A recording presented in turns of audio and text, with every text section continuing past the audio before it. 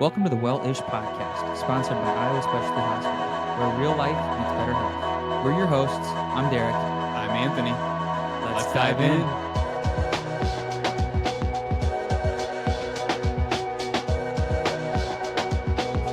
Welcome back again to another episode of the Well-ish Podcast. Once again, I am one of your awesome hosts, Derek. I'm Anthony. Yes, I don't know why I threw that part in there. Sorry, guys.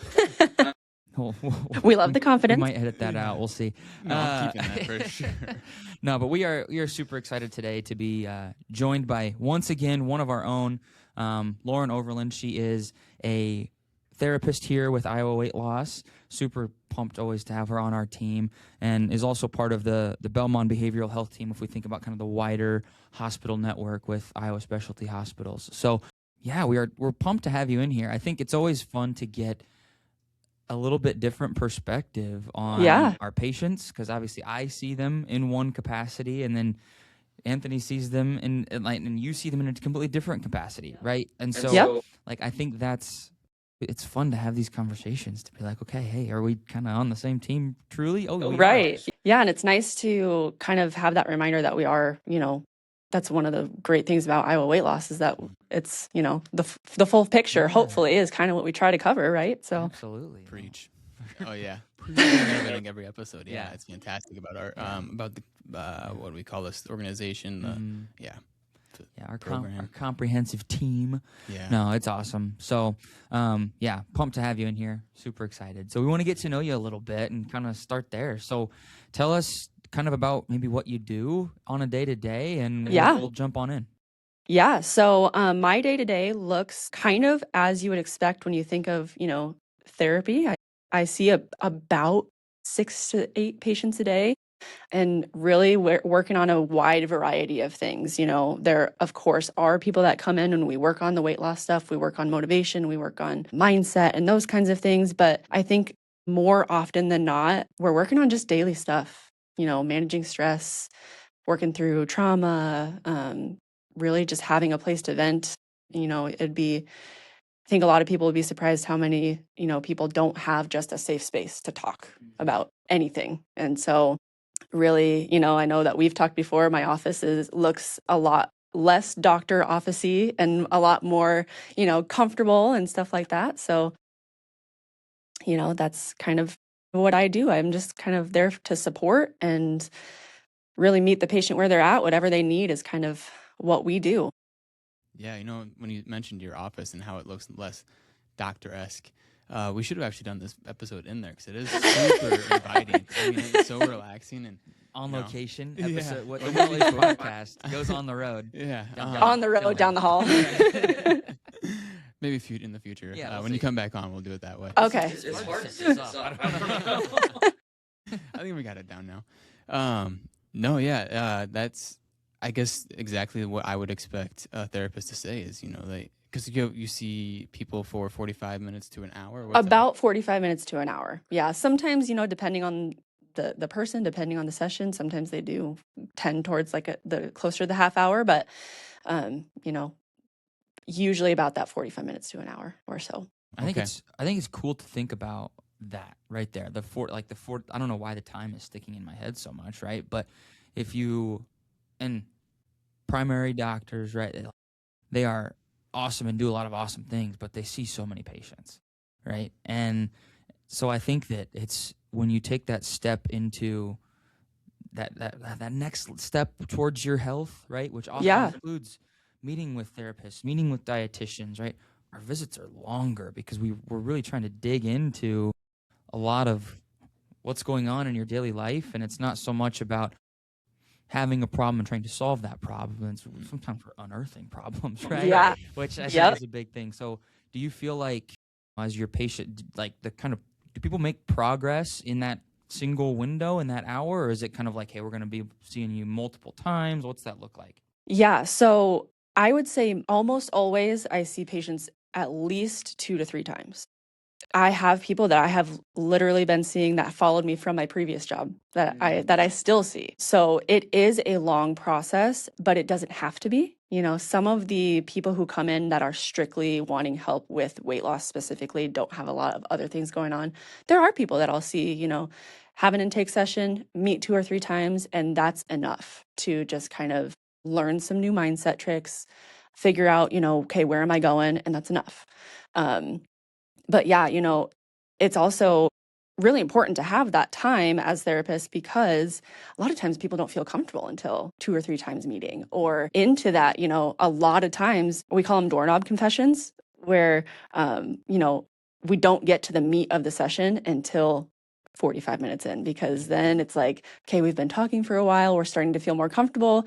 Now we're almost done, but I'm going to drop this bomb. And like, this is what I've actually been dealing with for the last 2 weeks or week or however long since I last seen you. So, having that lengthy period of time is important in our realm because a lot of times we're not getting to the meat of the issue until people feel comfortable, and that takes a while. So when you have the doorknob discussions, yeah, Doorknob doorknob confessions. Yeah. when that comes up and kind of going back, like, is it easy to pick up at the next appointment because it is towards the end of that, or Oftentimes. like, okay, Yeah, doesn't take yeah. another 40 minutes to warm back up? Usually not, because at least if I'm aware of it, I can give them time to warm up and say, so I know last time we talked about this. Where are you at with that? How has that changed or gotten better or worse over the last couple of weeks? And I am, once I'm aware of something, I can open the door a little bit easier for them. Because oftentimes that's what people need too, is just, someone to say, I noticed this, tell me about it. And then it's like, oh, I can, I almost have permission to, share about that. I have permission to get vulnerable or, get deep. And, I oftentimes kind of remember, like, I legally can't tell anybody what we're talking about. So, your secret's safe. A good disclaimer. Yeah, right. Is there, so I'm assuming that some of these sessions get fairly emotional at Yeah. times, right? What's that like for you in those moments? Like, how do you feel when someone's getting to that place? Yeah, it's a blessing and a curse, right? Because you do have this feeling as a therapist of um I'm so glad that we're getting to this point. I'm glad they feel comfortable with me. I'm glad that, I was able to help them get to this point where they feel vulnerable enough, emotional enough to share some of this stuff. Obviously, if someone is getting emotional like that, they need to talk about it. It's getting to them. But then, of course, there is that other side, right? Where it's like, well, I don't want to watch people cry all day. I don't want people to feel that way. And that's kind of the point, is that, I want you to feel that in my office, in my, our safe space that we create together, so that you don't feel like you have to continue to carry it and feel it every day for, the rest of your life or however long it is. So yeah, it's kind of a blessing and a curse, where it's like, if there is big emotions, I'm glad that we're getting there. That is the point. But no one likes to see people cry. It's hard to watch people be in that state, but we're trained to handle it, and we do. I feel like I always have to ask this question when I talk to a therapist. So, do you see a therapist? I do. Oh, I do see a You therapist. want to talk a little? Yeah. Sure, yeah. And I think that there are a lot of therapists that see therapists because we deal with heavy things. And I know my personal experience, I just had a baby. So, the postpartum phase, yeah. And I say just, but like, he's almost 7 months now. He's 7 months tomorrow, actually. So time is flying, but like, that postpartum phase is hard. And so, this is a time in my life where I know that I just need a little extra support. For me, I know it's not going to be like a years long thing. But yeah, a lot of therapists have therapists who have therapists who have therapists. So, and I think part of that is that we know the value of it. We know what the positive outcomes can be. And so yeah, we know how to buy into the process, so it's a little bit easier for us to get in the door. Because that's a hard part of it, is admitting like, hey, I got to talk to someone. Like, I can't do this on my own. That's a huge barrier to people getting services in the first place. So Yeah, I feel like that's just the first barrier, right? Admitting and then Yeah. also getting to the door and then through the Yep. door. Yeah, and then so on and so Yes. forth. You mentioned something in there though, and I think that's a super interesting point that you know it's not going to be a long-term basis. Well, Hmm. hopefully not, or whatever the case is. However, you just picked up the phone and went to this therapist. Is this a therapist that you have like been to in the past that you've used for other situations? Or is it a new Not, therapist? nope, not this one. So I have seen one other person in the past. We lost contact, and so this time when I was like, okay, and it was actually the first time that I saw a therapist was also when I was postpartum with my first. So, um, yeah, it was just and as a therapist, I have to kind of make sure. I was like, okay, do I know anybody in the office? Did I go to school with anybody there? Like, not that it would be a big deal, but um, so yeah, I found my therapist the same way that anybody else would, a little Google search, and you Yeah. know, did my own little research, and um, yeah, so No different than the average person, right? yep, Yeah. that's Okay. me, your average person. Your average therapist, but legally I can't say anything to anyone. Um, no, so that's great to know. I think like I kind of knew, and maybe that's because we're on the health side of things, that therapists do see therapists, right? And I don't know if that's common knowledge. I mean, to your point, we're all going through personal stuff, and also when you're carrying heavy stuff at work too, like that is good. To also have someone else a sounding board, right? Yep, a sounding board is a really good way to put it, because a lot of what we do and what I like to do is just validation. You know, wow, you're right, that is hard. And I think my therapy style is a little bit more direct than what a lot of people might think. And so I, I'm really a big believer that there is such thing as toxic positivity. And you know, thinking positively is not always going to be the way through. If you're going through something hard, you have to be able to admit, you know, God, this sucks. You have to kind of throw yourself that pity party a little bit. And one thing that I really like to do, and that part of my therapy style is helping people find that line of, where am I going to stop? Okay, I have to let myself feel it. I have to admit that this is hard and I don't want to be going through this. When is that line to say, okay, now's the time that I'm going to make changes? Now that I've felt this and kind of worked through it, I can start thinking positively now, and I can find the good. I can find the way through, rather than, um, just right off the bat, you know, well, just we'll just think positively. We'll find the good. That's Yeah. not always going to work. You can't think positively out of chronic health conditions. You can't think positively and get yourself out of poverty. Some of those things that people deal with. And so I think people are a little surprised by that when they come see me, is that they kind of think, I thought you were going to tell me, help me think positively. Well, yeah, we'll do that, but we can't only do that. Gosh, go ahead. No, I was gonna say there's just steps to that, getting to that point after you. Yeah. Yeah. Well, no, I was just gonna say, like, I feel like from it, like in the appointments that I have with people, like it's the same. There's a similar thing, right? Yeah. Where they often come in, expecting me to provide them with a menu, provide them with a roadmap, right? Yeah. And I feel like that's kind of they're like, oh, if we can just positively think our way through this, it's like, well, no, because there's work that you have to do, and so Right. for us on my side, it's no, we're gonna work through how to build foundation of picking good foods, Right. right? Yep. Whereas same kind of thing with you. We're gonna work on building foundation of these skills that might not currently be something that they can do, and that's going to be the thing that helps pull them through the challenge versus simply hoping the challenge goes away through Yeah. positive thoughts. Yep. It's awesome. Yeah, so many parallels.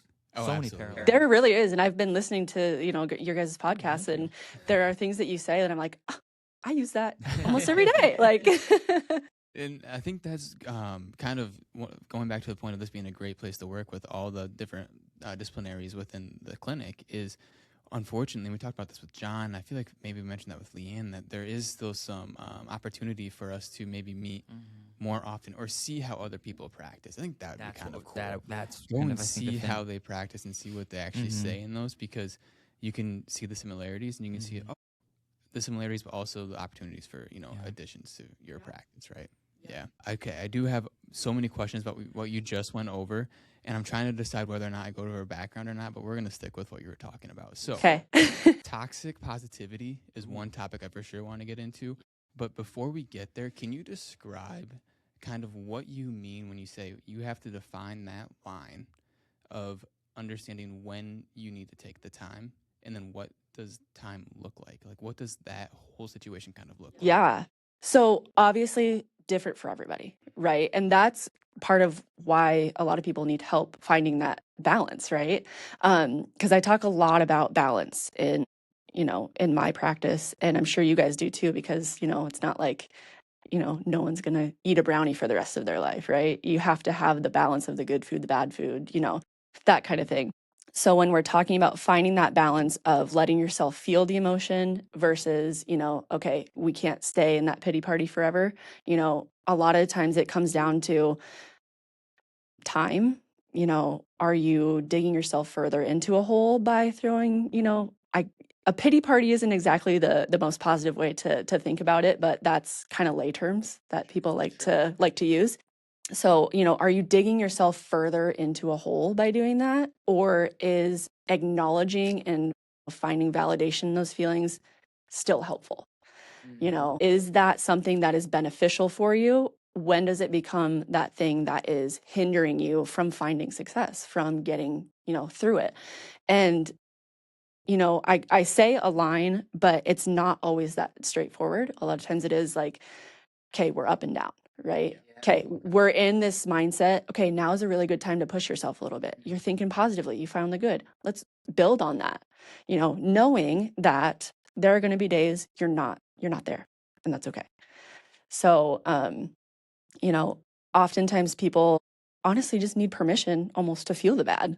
And when they are talking, when they're describing things, I can kind of point out, okay, this now sounds like this mindset, you're pushing yourself down a little bit, whereas we need to bring it up. So, like I said, looks a little different for everybody, but those are kind of the signs that I look for of, what's the trajectory? Are you driving yourself into the ground by feeling these, or are you, getting validation and finding strength through, feeling the bad? Yeah. And I think it was, you very well said. And the word that keeps coming to mind that you used a lot was permission.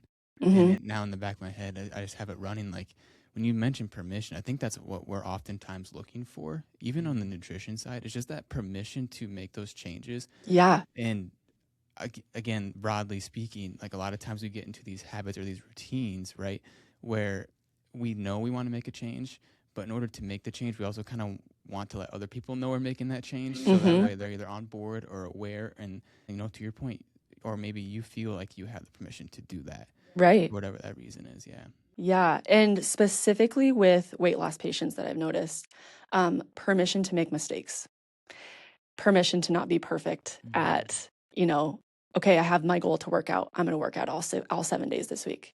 No, you're not. Especially when you are first starting out, right now you're working out 0 times a week. We're not going to go work out 7 times a week. That's not sustainable. But you might be able to go 2 or 3 times a week to start out with. So, almost giving them that permission to, this is not a black and white thing. I work a lot with black and white thinking. You are going to have the brownie, right? You have to live your life still. So if you can find the balance again of, you don't have to be perfect with your eating habits. You don't have to be perfect with your workout, but we do need to start making progress if you're going to reach these goals. So what does progress look like rather than I'm going to meet the goal? You have to take the steps to get there. Progress over perfection. Yep. Yeah. Absolutely. I feel like it just the permission is such a, like, I go back to it because I almost feel like there's this point of acceptance as well that, like, goes along with that. Do you feel like that's a big part of turning the corner? Is just like there's this point of, like, all right, look, the thing happened or whatever it was, or Yeah. this challenge is there. And so now I accept and I give myself permission to go and move on. Is that Yep. part of that journey? Yes. Most of the time, yes. Yep. Especially for like bigger things, bigger life changes, big, trauma, grief, those kinds of things. There is that, piece of acceptance that has to be there, just because, you have to kind of accept the fact, we can't stop bad things from happening. We can't stop barriers from getting in our way. If we could, we would probably all be out of a job, That's fair. and there wouldn't be, reason for everybody to, get help. And so you kind of have to accept I can't control everything. Things are going to get in my way, but I can get through it. And, building that confidence of, yes, I have to accept I can't, prevent things from happening, but I do know how to get through it when it does happen. And that confidence piece is, goes hand in hand with the acceptance of like, I know that things may happen. How am I going to handle it when it does? Awesome. Yeah. It is so awesome. Yeah. I was just going to say, I think this is a good moment. Tell us how you came to know all of these cool things. Go back to kind of how you decided to become a therapist, or maybe even a little before then, if there was Yeah. uncertainty in the journey, and take us Yeah. through. So I think I always knew that I wanted to work with people. At first, I didn't fully understand, especially like, high school, when you're kind of thinking, what am I going to do in college? What am I going to major in? All that stuff. You don't know exactly what that's going to look like, but psychology, the brain, thought process, that has always been very interesting to me. I think I do have, not to say that all therapists go through their own mental health struggle, trauma, that kind of stuff. That's definitely not true, but a lot of us do. And I think a lot of the helping profession drive started for me. I was in a car accident when I was really young. I was like 4 or 5. So I am blind in my right eye. And just going through a lot of those things, as a little child, you don't really think about, I thought, oh, maybe I'll be an eye surgeon someday. Well, I wouldn't like that. I wouldn't like that. You have to have good vision to be a surgeon, which I don't have. Just some of those things. And that desire to help people who have gone through things like me just kind of transformed as I got older. So majored in psychology in college, and then decided I actually didn't go straight to my graduate program. I did some work with brain injury before I went and did my master's in social work. But yeah, working with those brain injury patients, I was like, okay, therapy is the way to go. So that's kind of how I got there. And I went to University of Iowa for my master's program, and started working with kids right from there. And this is the first role that I've worked with adults, and it's been pretty nice. So Was that transition going from working more with kids to adults? Is it very, I mean, obviously the interaction itself is different. yeah, but, for sure. the strategies that you use to work through things, is that similar or is that very different? It depends. Obviously, I'm not going to talk to an adult like they're a kid. But, with kids, there's a lot of, interaction, as far as like, I would have a lot of games. We did a lot of coloring. We did puzzles, ways to help them connect, really, because, as an adult, you choose to be here, usually, you know what you're getting into, the what therapy kind of looks like. As a kid, not all of them do. Not all of them really know why they're there. They don't know, what they're going to be doing. So helping them buy in to the process, helping them feel comfortable, that piece of it takes a lot longer. There were times when we didn't do any real therapy. We would just play a game, because it takes a lot longer to build that safe spot, establish myself as a safe person, those kinds of things. With adults, it's a little bit more get in, get out kind of thing. But at its very base, I'm still teaching, right? I'm still educating. I'm still giving the same coping skills a lot of the time to adults and kids. It's just in a different capacity. So different, but same at the same time. There's a lot of the same, A lot of the same ideas, same strategies. How I go about is a little different. Concepts are few, but the methods are many, right? Yep. Uh, Yep. s- is there a reason why you chose to go away from children to adults? Um, Not really. I This job opportunity really is what kind of fell on my lap, and I never thought that I would work away from working with kids. But again, I saw the opportunity, thought, that's going to be a good place for me. So made the change. And not to say that I don't miss working with kids, but I always have the opportunity to, go back to that if I want to. But right now, this is pretty fulfilling. So no reason to fix it if it's not broken, right? Yeah. For sure. Can I play the therapist role a little bit and double click on what it was like post that car accident for you? Yeah. So luckily for me, I was young. Children just have a lot more resilience. Um, I had a fantastic, my parents did everything that they could to possibly, create a safe way, for me to handle those emotions. And they did. There is very little like residual, like trauma or, anything like that. Like they handled everything perfectly. And, that's kind of part of why being a therapist, I was like, I want to be that for someone. Not everybody has the amazing support that I had through my parents and even grandparents and, all of those things. And I want to be that person. So that, is kind of a driving factor. But, it it is a lifelong injury. I'm still dealing with I have glaucoma now. Um, Obviously growing up, there was scarring around that's gotten better since then. But my eyes are different colors. Kids, growing up would notice that. Not that I got like super made fun of or anything, but you don't want to be different when you're a kid. You want to fit in, you want to do all those things. I loved sports. I was athletic and that's what I really loved to do. Luckily, that didn't affect me too much. I was young enough that I compensated for not having vision in that eye. And, I still was able to do all of the things. It didn't really stop me. So that's, it all kind of circles back to I know that not everybody's that lucky. I know that, not everybody has that experience. Like I said, I want to be that support when, things like that happen for people. I'm so happy that you had that amazing support. I mean, Yeah. yeah, I think I don't want to dig too deep into that.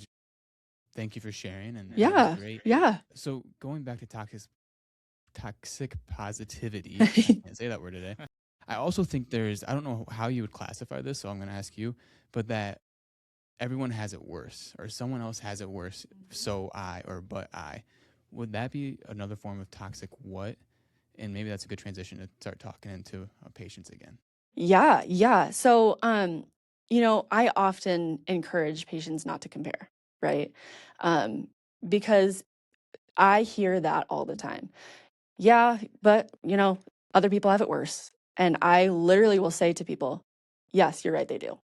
But that doesn't mean what you're going through isn't hard and doesn't deserve to, have your attention and your, emotion. So, yes, if you think about it, there's always going to be someone that has it worse. And, you know, a lot of times people use that as a way to, you know, sometimes to cope and say, okay, well, it could be worse. It could be worse. And that works for a lot of people. Sometimes it doesn't, though. And, working with people on, not invalidating their own problems because someone else has it worse kind of again goes back to that permission, right? You have permission for this to hurt, you don't have to be, the most down on your luck person in the world to let yourself feel your emotions, that's kind of the whole point, right? Yeah. I am curious. So I'm just thinking about, like, as you're going through those kind of stages or steps of helping someone, like giving them the tools or helping them find the tools to cope, manage, and move forward. Like, who decides when? And I'm asking as a professional because it's Yeah. something that I feel like I struggle with. Is who decides when they're done. Most of the time them. Okay. I will give my feedback, and I often will say, hey, we're at the end of the session. Let's look at when you're going to get scheduled next. I think you're ready to go down to every 3 weeks instead of every 2. I think you're ready to drop down to once a month. What do you think about that? And we'll kind of collaborate. So I'll give my feedback, but bottom line, if someone feels like our sessions are helpful, there's never going to be a time when I'm going to say, sorry, you're done. I've done all I can do. And that kind of goes back to, I have people who followed me from my previous job, and if they continue to find our sessions helpful, I will be here for them. So kind of both. I'll give my feedback, I'll give them the push, because the goal really would be to not need me anymore, right? The goal is, you are able to handle these things on your own, which is kind of an odd, dynamic for me, because I'm like, well, I like seeing you.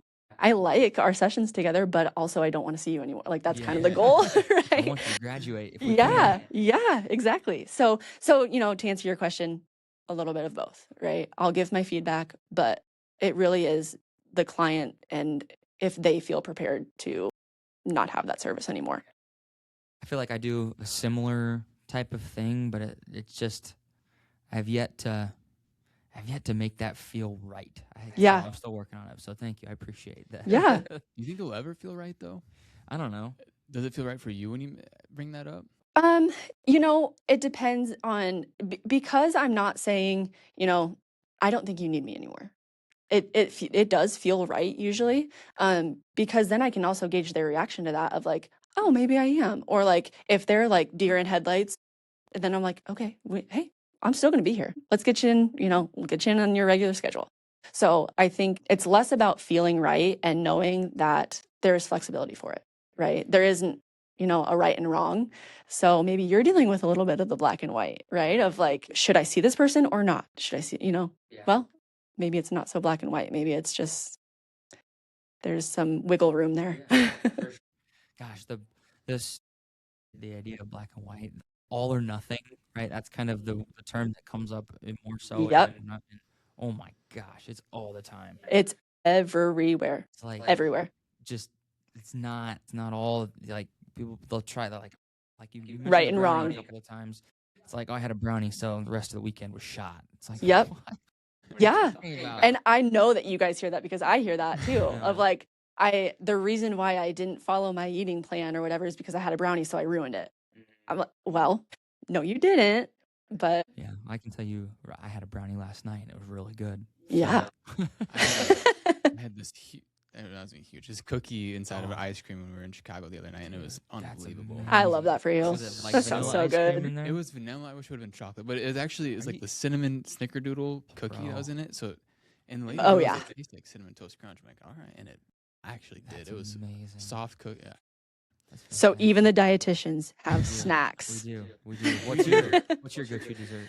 Oh gosh, I for a long time would say ice cream, but I am a like fruity candy kind of, so like gummy bears, gummy worms, sour stuff. So, but to be honest, whatever's at my house is kind of what it ends up being, Yeah. right?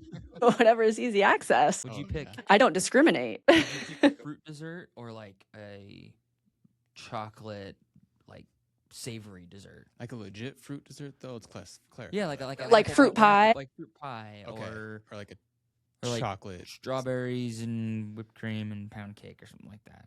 Okay. That definitely depends on the look of it. I'm a visual, So many people are. a visual, So like good. if I see something and I'm like, that looks so good, then I might not be able to stop thinking about it. So, it kind of depends on what it looks like. More often than not, I would probably lean towards like a cookie or a brownie or a cake. But since you brought up the pound cake and the strawberries and whipped cream, I love that. That's so good.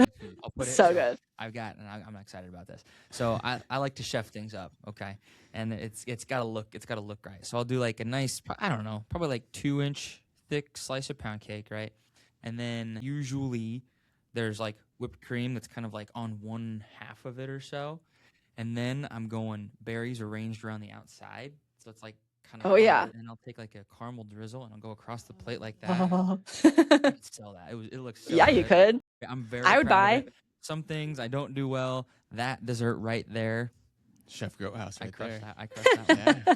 Maybe that's our next step is go from podcast to opening up a little bakery. Open a bakery. There you go. Doesn't sound too bad. Bakery by dietitians? I bet that would sell. Hey, That would that sell. sounds Every pretty good. yeah.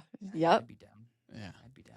All kinds Okay, of anyway, options. back to Lauren. Sorry, I derailed us. So, speaking of food, what do you like to do outside of work? Yes. So I have two littles, so they pretty much take up most of my time. I'm a people person. I like to be around my family. I like to be around my friends. Anytime that I can be, around my people, I like to do that. We were talking before. I read a lot. Reading is kind of my version of TV. I don't really watch TV. I don't really. My husband and I watch a lot of sports, but other than that, if there's not sports on, probably I'm not going to be watching TV. So I read. I play in women's league volleyball. So sands, indoor. Haven't gotten quite back into that yet since having my youngest, but hopefully this upcoming season I'll do that. But yeah, whatever I can do to just get outside, spend time with people, those kinds of things. And I'm kind of trending towards what's going to get my kids active, Yeah. what's going to get us that good nap, that good night's sleep. 7-month-old, and then how old's your old? She is going to be 3 in like a week. 3 in a week. Wow. So All right. I'm running out of time to say my Wait, 2-year-old. what day? The 11th, March 11th. 10th. Oh, close, I close. forgot about that. All Um, right. I have to have a special podcast to celebrate. Maybe. Maybe. He's bringing in dessert, I heard. Yeah, there we go. I'll take that. I'll take Okay. that. I'm more of a chocolate guy myself, though. It rattles my brain when people choose like Skittles or Sour Patch or Yeah. something like that versus chocolate. Like, I can't understand it. Yeah. A good road trip Jolly Rancher. Road trip Jolly Rancher. See, like that? What? And road trips, All right, it's hey. more like trail mix for me than Are you a trail anything. mix guy? Yeah. I struggle with trail mix because it's too good. Oh yeah. Oh, yeah. Trail mix is too Yeah. No, when I buy that little pack, I eat the entire thing. So, Yep. portion size, right? good. You gotta know thyself. Even though you don't watch too much TV, I have a book and a TV show I want to talk to you about. One, the TV show is Shrinking. Have you heard of Ooh. this TV show? No. Oh, Yeah. it's phenomenal. I've never I heard think of you'd that. really like It's it. good. Okay. It's on Apple TV. Yep. And Jason, What who is is it? Siegel? Siegel is, Seagal? if you're Seagal? familiar with him anyway, it's awesome. Yeah. It's basically follows, I think they're on the 3rd season, just a therapy group and all this Oh, stuff they gotcha. go through Oh, and- shrinking. Okay. Yeah, that makes sense. It's pretty cool. I think you'd really enjoy that. I do, and clearly Derek It's does good as well. We're The excited to watch second- season 3. Yeah. Gotcha. I know, might it's have like to re-get Apple TV then because it's about time I rewatched Ted Lasso. There you go. Yeah. That's Oh, another I good, should that's do that another too. Good, I need. I love Ted I have Lasso. yet to watch season 3. Oh, of really? Ted What? Lasso. It's crazy. So no spoilers. No spoilers. Don't send any to See, me on I'm- Instagram either. I'm big on it. I think a lot of people. Now I'm going off topic here, but I'm going to because I have Yeah. another one that I like, which is The Bear.